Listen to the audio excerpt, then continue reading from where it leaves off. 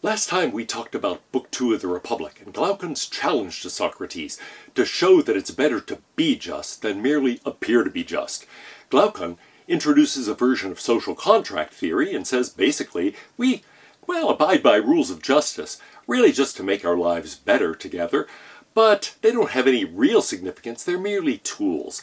And he says to really establish that justice is good in itself, that it's an intrinsic good, what we would have to do is show that the life of someone who is just, but widely, overwhelmingly perceived to be unjust, is actually better than the life of somebody who's unjust, but is universally perceived to be just.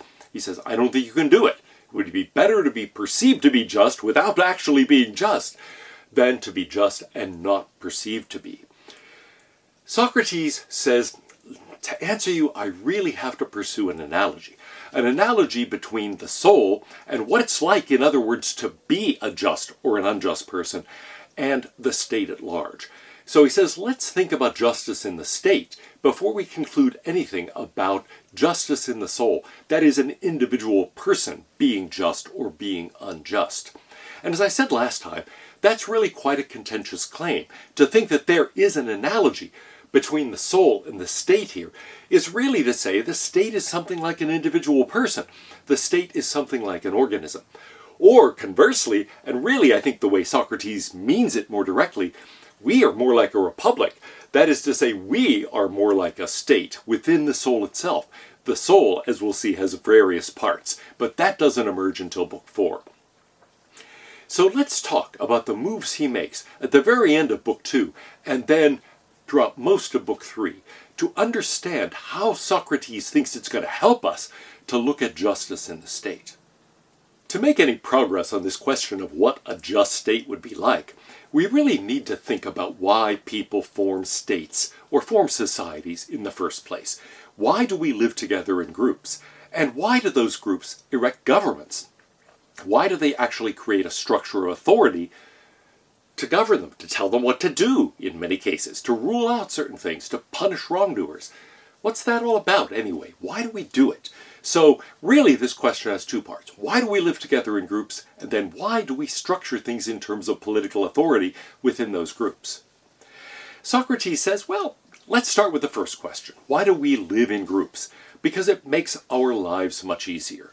Think about what it would be like to go off and live as a hermit, just go off into the woods. It's been done. Henry David Thoreau did it and wrote about it in Walden. But overall, we could think, yeah, the life of a hermit isn't great. It's pretty tough to live out there on your own.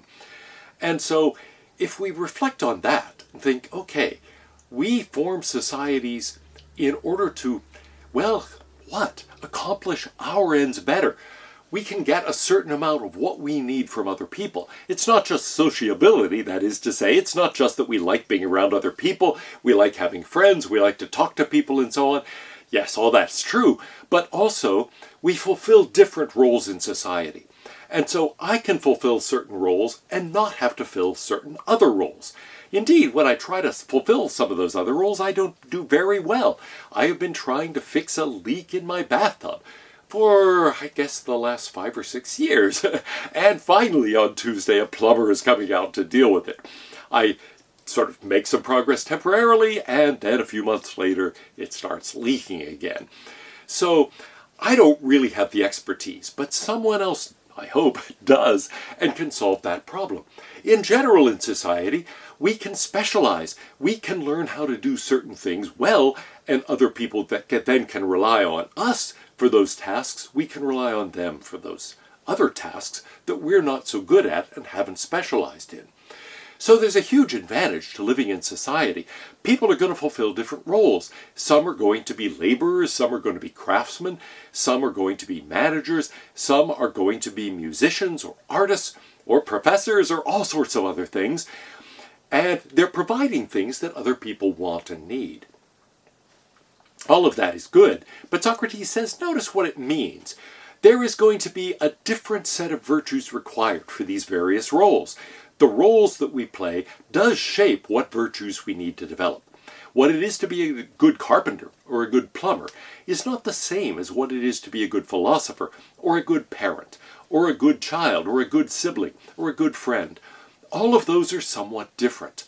Now, there is some overlap. I think there are some virtues that really everyone ought to exhibit no matter what their role is in society.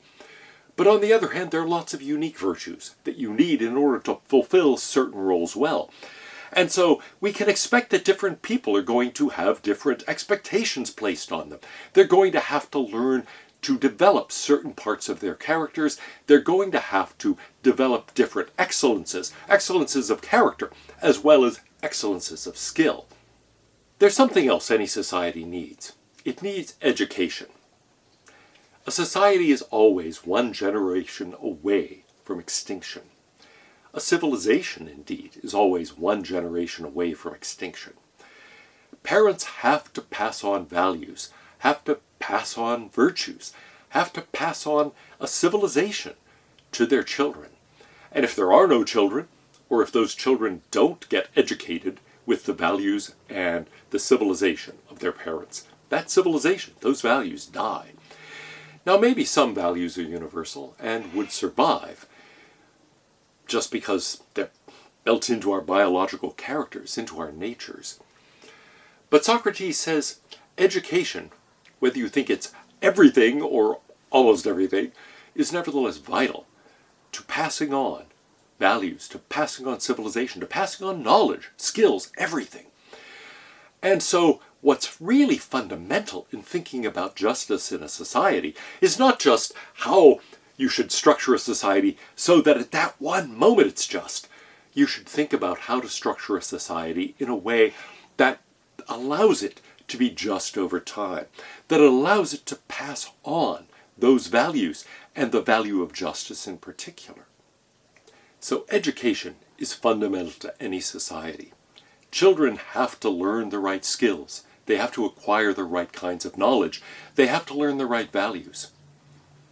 Now Socrates says that's tricky, and it's going to require, and here comes one of the highly controversial claims that Plato, or at least Socrates, makes in the Republic.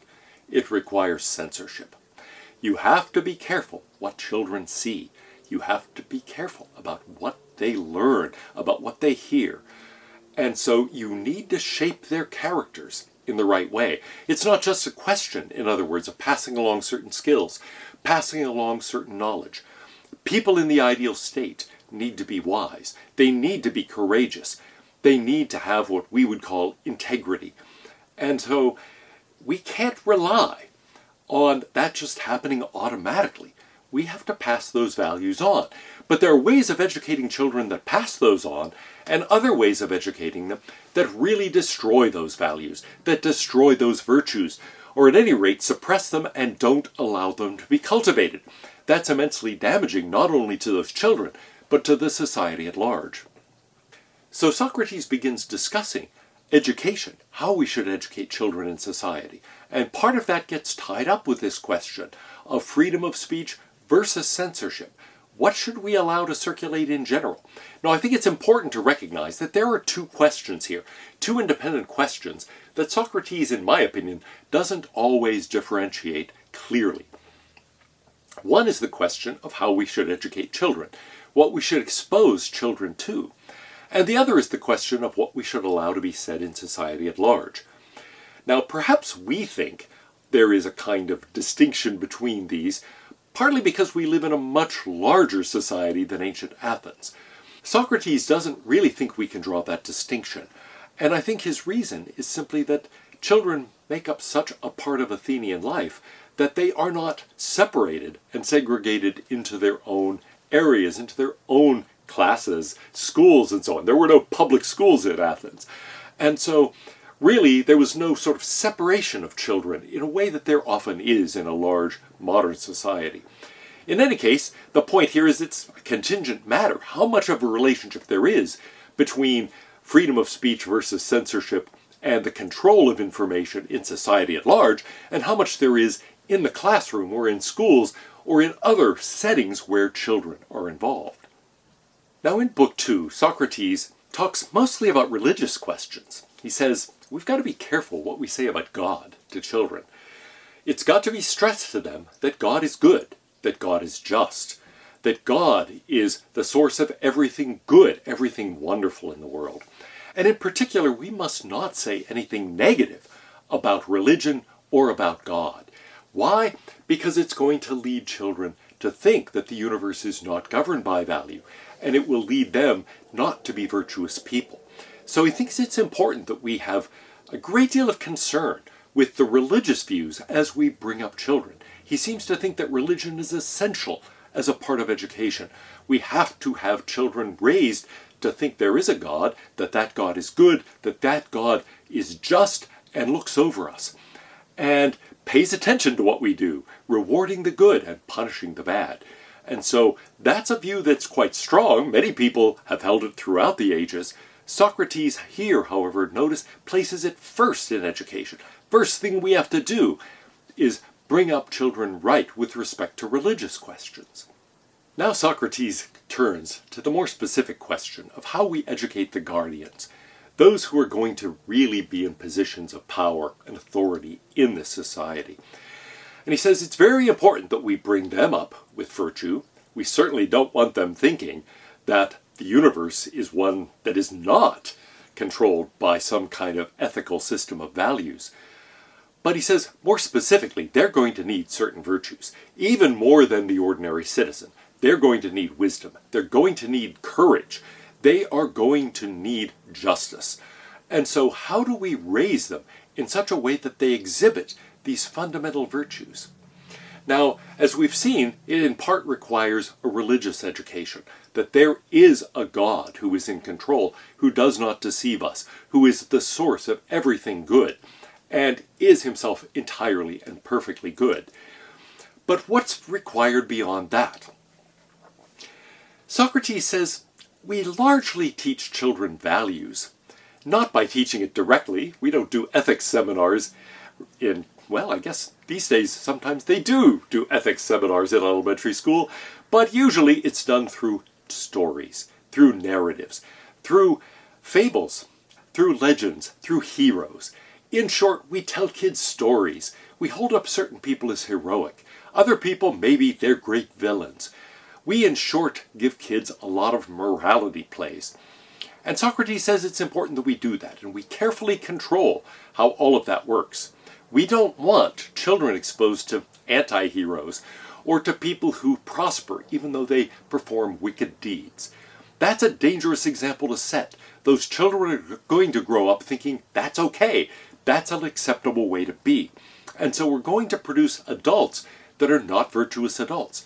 So he says you've got to be very careful what stories you allow children to hear, what heroes you talk to them about, what villains you talk to them about, what kinds of narratives you tell about life in general, about the world, about God, yes, but about anything.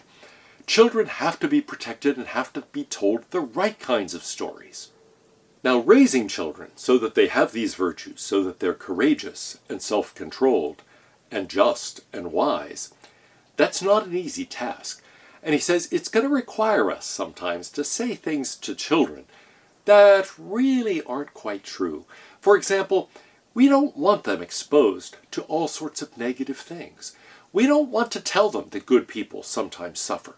We don't want to tell them that sometimes things go very wrongly in the world.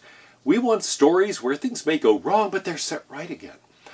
And teaching kids the other kind of story, where sometimes there's just horrible injustice and nothing's ever done about it, where the unjust do prosper, as with the Ring of Gyges story.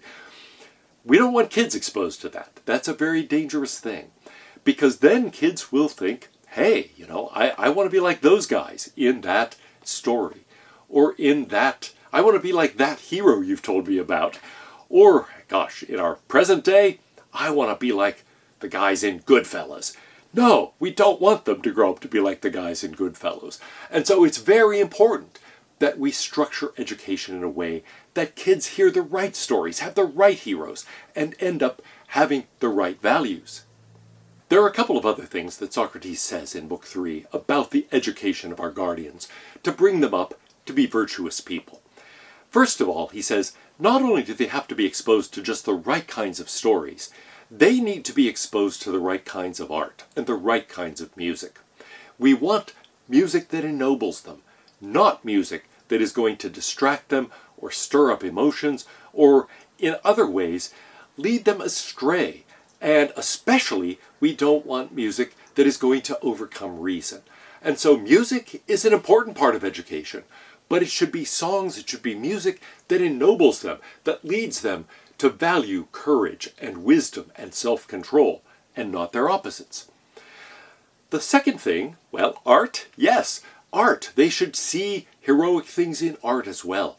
We don't want them seeing horrible things in art, things that would make them raise questions about whether this is or is not a just world, and whether God is just or unjust. No, we want art that, again, ennobles children, inspires them. We want to expose them to positive things. Now, going back to that distinction I mentioned, it doesn't necessarily mean that society must not contain anything but inspiring music or inspiring art, but it does mean children should not be exposed to that. The last thing that Socrates stresses is that we've got to be very careful about depictions of love. Love is a vitally important relationship, not only among human beings, and of course, for a variety of biological reasons, for the perpetuation of any society, but also, he says, it's fundamentally important for another reason. In the Symposium, he talks about the value of love, not only inspiring us to see what is good in another person, but inspiring us to see what is good, period. In other words, it's really love for other people that ends up leading us to love for other things like knowledge and wisdom and ultimately the love of the good. And so love, if channeled in a positive direction, can be immensely important in developing character.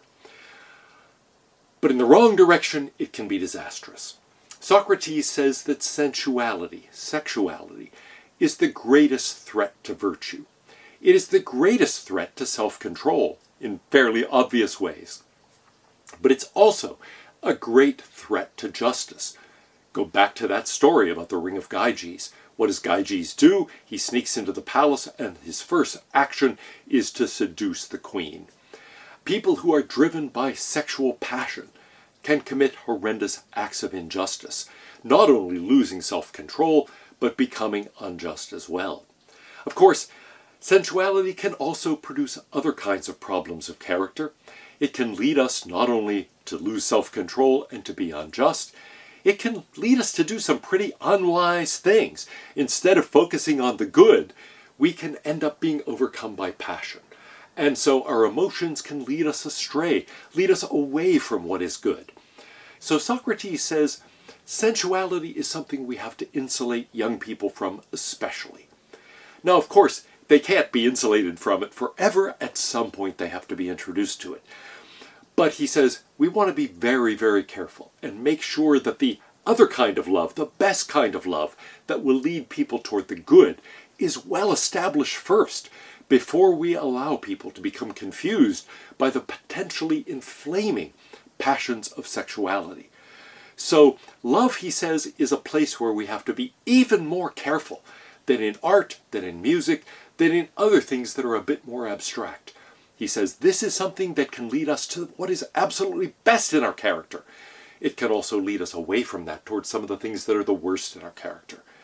And so we want to make sure the best is well established before we allow this additional factor in that can lead people to the worst.